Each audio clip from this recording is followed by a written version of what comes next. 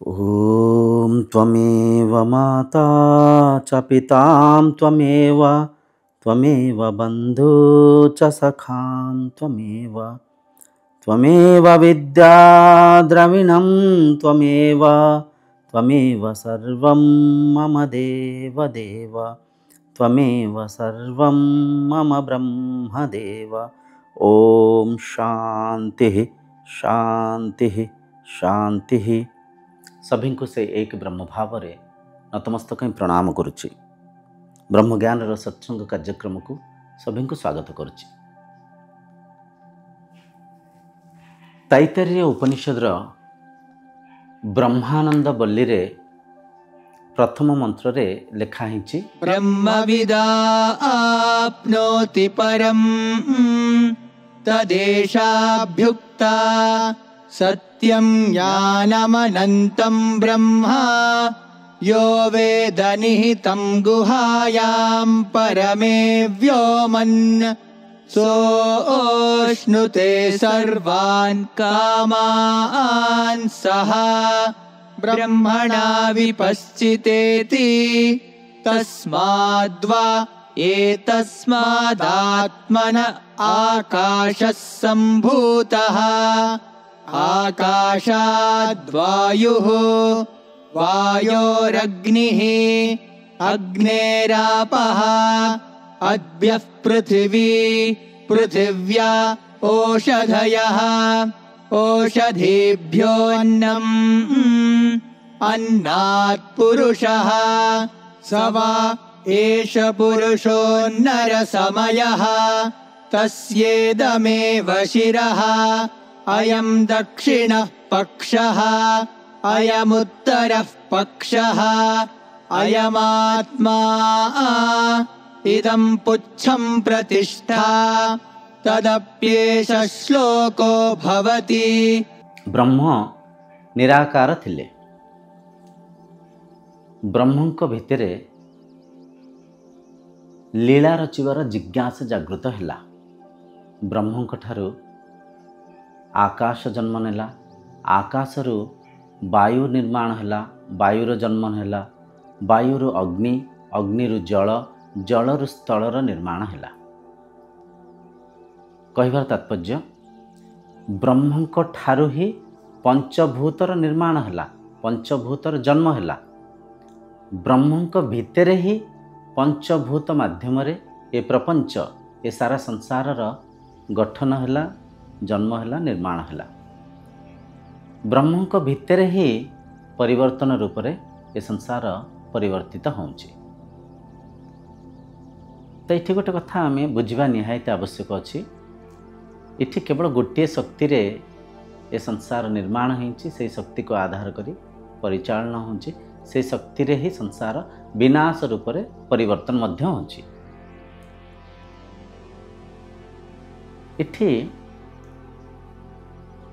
माया आउ ब्रह्मंक लीला चली। माया आउ ब्रह्मंक लीला आध्यात्मिकतार दुईटा जिनिस को आम विवेक ही तर्जमा कर बुझीबार निहायत आवश्यक अच्छी। प्रथम है सत्य को चिन्हिया पाई अंतर्यात्रा करिबा। द्वितीय है मायारू वंचित रहिबा। मायारू वंचित रहिबा।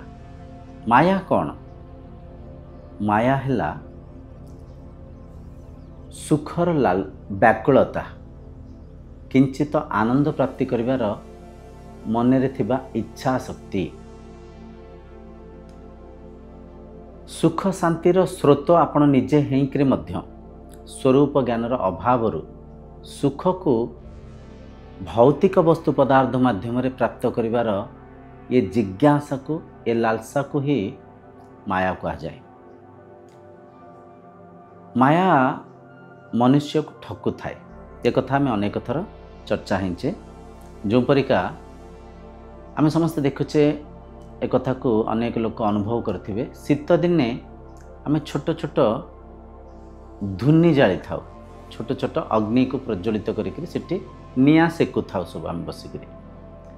कि एमती कहि परिबा संध्या समय रे गाँ गली रे अनेक चुली जलु थाए, काठ चुली। से अग्निर चमकर से अग्निर जो आकर्षण सांगे आकर्षित होकर अनेक कीट पतंग से अग्निर समीप को आसी जाते आउ पोड़ी होकर देहांत हो था। माछ खाद्यर लालसार बनिशी कंटा धीरे फसी जाए। हाथी संभोगर व्याकुलतार शिकारी खोली गातर पड़ जाए। हरिण संगीतर आनंद को लेकर शिकारी जाल फसिकी शिकार रे तीरर आघात पाई थाए देहांत ही थाए। यहीपर अनेक अनेक भौतिक चर्चा माध्यम आम बुझीपर भौतिक सुख मनीष को केमती बांधुची। आज संसार जद्य विनाश आड़ को जाऊँगी ये माया रे ही आम समस्ते बांधी होकर आम समस्ते जने जनकर सहारा हवा कथा जने जन को साहाय्य करने कथा किंतु जने जन को ठकुचे निजर स्वार्थ पूर्ति करने जहाँ मान ता बिकी दौचे जहाँ मान ता अन्य को दे नौचे आ निजर स्वार्थ पूर्ति करने आम संसार को विनाश आड़ को लेकिन जाऊे। तार मुख्य कारण है आत्मज्ञानर अभाव स्वरूप ज्ञानर अभाव माया रे शांति को खोजा। देखंतु आध्यात्मिकता बहुत मूल्यवान जिनस। आध्यात्मिकता को आचरण करके आम मायारू वंचित रही पारिबा। आपन पाखरे जेते धन संपत्ति थिले मध्य जदि आपण आध्यात्मिकता को आचरण करूनाहांती से धन ही से संपत्ति ही आपणकर विनाशर कारण हम। कहीं जो अधिक धन संपत्ति थाए से शरीर आडंबर रे बांधी हुए, से शरीर प्रकृति दूरे जाए, से शरीर इंद्रिय भोगरे लुप्त हो जाए और से इंद्रिय भोग ही से भोग विलास ही से शरीर को विनाश आड़ को लेकर मृत्युर मुखरे ठेली दिए। ये संसार को जब आम गभीर भाव में परखिबा माया ज्ञानी को भी बांधुची, माया धनी को भी बांधुची, माया गरीब श्रेणी रे थिबा अज्ञानी व्यक्ति को भी बांधुची। जे भी साधना रथ नहांती, जे भी शास्त्र पढ़ु नहांती से परिका प्रत्येक शरीर को माया बांधुची। देखंतु जा पाखरे धन संपत्ति नाही से अभाव रे दुखित अछि, से ता आवश्यकता को पूर्ति करि पारनी। प्रतिदिन खाइबा पाई, प्रतिदिन पिंधिबा पाई वस्त्र, रहिबा पाई घर, नीति प्रतिदिन जो आवश्यकता को पूर्ति न करि पारुची तार भी कारण से विवेक को जागृत करि पारनी। से मनर प्रदीप रे विवेक रूपक बुद्धि रूपक तैल को पकई मनर गुंफारे से प्रदीप को प्रज्वलित करिकरी से बुद्धिमान होकरी ये भौतिक संसार रे आवश्यक वस्तु पदार्थ को एकत्र करि पारुनी। तेणुकर से दुखरे अछि। निजको जद्य केही भी गरीब मानिसंती, निजको जद्य केही अविवेकी कम पढ़ा लिखा कम सामर्थ्य थिबा व्यक्ति मानिसंती, आपण शास्त्र पढ़ंतु। शास्त्र माध्यम रे आपण आत्मबल जागृत हबो। भगवद गीता, उपनिषद एपरिका अमूल्य ग्रंथ को पढ़ंतु। आपण विवेक बलवती हबो, आपण आत्मा बल बढ़िबो, आपण साहस बढ़िबो। आपण जहाँ करि पारनांती से काम कार्य करि पारिबे और निश्चय आपण अभाव असुविधारू ऊर्ध्व को जाई पारिबे। तापर आसी जाए जो व्यक्ति पाखरे अगाध धन संपत्ति अच्छी, जे उच्च पद पदवी रे मध्य अछंती, जद्य से मध्य आध्यात्मिकता को आचरण करूनाहांती, जद्य से भावी नहीं सन्ती आध्यात्मिकता कौन आचरण करबा, आम तो खटिले खाइबा, मु तो काम कार्य करुच्ची, मु तो एते बड़ पदरे अच्छी, एते बड़ प्रतिष्ठार अच्छी, मो उपर एते दायित्व अच्छी, यही प्रकार अहंकार रे जे अविद्या रे बंचुसंती तांको मध्य माया बांधुची। माया केमती बांधुची? से प्रकृति धीरे धीरे दूरे जिबे। एसी, कार, ଯାନ୍ତ୍ରିକ ବସ୍ତୁ ପଦାର୍ଥ ଉପରେ ସମ୍ପୂର୍ଣ୍ଣ ନିର୍ଭର ହୋଇଯିବେ। ନା ବାହାରେ ଚାଲିବେ, ନା ସ୍ୱଚ୍ଛ ପବନକୁ, ନା ଶୁଦ୍ଧ ଜଳକୁ, ନା ବାହାରେ ଯେଉଁ ପ୍ରକୃତି ସାଙ୍ଗରେ ତାଙ୍କ ଆଟାଚମେଣ୍ଟ ରହିବନି। ପ୍ରକୃତିରୁ ସେ ଅଜାଣତରେ ଧୀରେ ଧୀରେ ଡିଟାଚ୍ ହୋଇଯିବେ। ଯେତେବେଳେ ଆମ ପାଖରେ ପଇସା ଅଧିକ ଥାଏ, ଆମେ ସ୍ୱାଧୀନ ରୂପରେ ଥାଉ, ମାୟା ପ୍ରବଳିତ ଥାଏ। ଇନ୍ଦ୍ରିୟ ତାଙ୍କ ଭୋଗ୍ୟ ବସ୍ତୁର ଲାଲସାରେ ତାଣ୍ଡବ ନୃତ୍ୟ କରୁଥାନ୍ତି। ସେ ସମୟରେ ସେ ବ୍ୟକ୍ତି ଅବିବେକୀ ହୋଇଯାଏ। ଖାଇବା, ପିଇବା, ଦେଖିବା, ଚାଖିବା, କରିବା, ବିଭିନ୍ନ ଭୌତିକ ସୁଖରେ ସେ ଶରୀର ଦିନକୁ ଦିନ ଲୁପ୍ତ ହେଇକା ଯାଉଥାଏ। ଆଉ ଇନ୍ଦ୍ରିୟର ମନର ଅସ୍ଥିରତାକୁ ବଢ଼େଇଥାଏ। ଅଜାଣତରେ ଭୋଗୀ ହେଇକରି ରୋଗୀ ହେଇଯାଇଥାଏ। ନିଶ୍ଚୟ ଆଜ୍ଞା, ତ୍ୟାଗୀ ହିଁ ଏ ସଂସାରରେ ସୁଖରେ ଅଛନ୍ତି, ଭୋଗୀ ବିଭିନ୍ନ ପ୍ରକାର ରୋଗରେ ଜଡ଼ିତ ଅଛନ୍ତି। କାହିଁକିନା ଇନ୍ଦ୍ରିୟଙ୍କୁ ତାଙ୍କ ଭୋଗ୍ୟ ବସ୍ତୁକୁ ଯେତେ ଦେବା, ଇନ୍ଦ୍ରିୟଙ୍କର ଅସ୍ଥିରତା ଚଞ୍ଚଳତା ସେତେ ବଢ଼ିବ, ମନର ବ୍ୟାକୁଳତା ସେତେ ବଢ଼ିବ। ଏ କଥାକୁ ଆମେ ସମସ୍ତେ ଅନୁଭବ କରିଛେ। ଯେତେ ସ୍ୱାଦିଆ ଖାଦ୍ୟ ଖାଇବେ, ଯେତେ ଖାଦ୍ୟକୁ ଆପଣ ପରଖ ନିରିଖିକି ବୁଲି ବୁଲିକା ବିଭିନ୍ନ ହୋଟେଲକୁ ଯାଇକରି ଖାଇବେ, ଖାଦ୍ୟ ଲାଳସା ଆପଣଙ୍କ ଭିତରେ ସେତେ ବଢ଼ିବ। ଖାଦ୍ୟକୁ ଆମେ ଏକ ଉଦାହରଣ ରୂପରେ ନେଉଛେ। ବାକି ଆପଣ ଦୈନନ୍ଦିନ ଜୀବନରେ ଯାହା ବି ଯେଉଁ ସୁଖକୁ ବି ବାହାରେ ଭୋଗିବା ପାଇଁ ବ୍ୟାକୁଳ ଅଛନ୍ତି, ଯେତେ ସେ ସୁଖକୁ ନେବେ, ସୁଖ ପ୍ରାପ୍ତି କଲା ସଙ୍ଗେ ସଙ୍ଗେ ସେ ସୁଖ ଆପଣଙ୍କ ମନକୁ, ଆପଣଙ୍କ ସଂସ୍କାରକୁ ବାନ୍ଧେ। ଆପଣ ମନରେ ଅଜାଣତରେ ଏକ ଜିଜ୍ଞାସା ଜାଗୃତ ହୁଏ ସେ ସୁଖକୁ ବାରମ୍ବାର ଭୋଗିବା ପାଇଁ। ତ ଯେତେବେଳେ ଏକ ଶରୀର ଧନ ସମ୍ପତ୍ତିରେ ପରିପୂର୍ଣ୍ଣ ଥାଆନ୍ତି, ଆଧ୍ୟାତ୍ମିକତାକୁ ଆଚରଣ କରୁନଥାନ୍ତି, ସିଏ ଅବିବେକୀ ହେଇକରି ମନ ଇନ୍ଦ୍ରିୟଙ୍କୁ ଅସ୍ଥିର କରିକିରି ବିଭିନ୍ନ ସୁଖ ସୁବିଧାରେ ଲୁପ୍ତ ହେଇକରି ବହୁତ ଶୀଘ୍ର ଦେହାନ୍ତ ହେଇଯାଆନ୍ତି। ମଦ, ମାଂସ, ମୈଥୁନରେ ମାତିକିରି ଶରୀରକୁ ବିନାଶ ଆଡ଼କୁ ନିଅନ୍ତି। ଇନ୍ଦ୍ରିୟଙ୍କ ମନର ଅସ୍ଥିରତାକୁ ଚଞ୍ଚଳତାକୁ ବଢ଼େଇଥାନ୍ତି। କହିବାର ତାତ୍ପର୍ଯ୍ୟ, ଆଧ୍ୟାତ୍ମିକତା ଏକ ଏପରିକା ମାର୍ଗ ଯାହା ମାଧ୍ୟମରେ ଆମେ ମନ ଇନ୍ଦ୍ରିୟଙ୍କର ସ୍ୱଭାବକୁ ବୁଝିପାରିବା, ତାଙ୍କୁ ଦମନ କରିପାରିବା, ତାଙ୍କୁ ନିୟନ୍ତ୍ରିତ କରିପାରିବା, ନିଜ ସ୍ୱରୂପ ଆନନ୍ଦକୁ ଆମେ ନେଇପାରିବା। ଏଠି ଅନେକ ଲୋକ ଏ କଥାକୁ ନକାରାତ୍ମକ ଭାବରେ ଭାବିପାରନ୍ତି। ତାଙ୍କ କହିବାର ତାତ୍ପର୍ଯ୍ୟ, ଦେଖନ୍ତୁ, ମଣିଷ ଯାହା ବି କରୁଥାନ୍ତି ସେ ତାକୁ ଯେହେତୁ ଶ୍ରେଷ୍ଠ, ସତ୍ୟ, ଠିକ୍ ମାନିଥାନ୍ତି, ତା ବିରୁଦ୍ଧରେ କେହି କିଛି କହିଲେ ତାଙ୍କ ମନ ଭିତରେ ଅହଙ୍କାର ଜାଗୃତ ହୁଏ,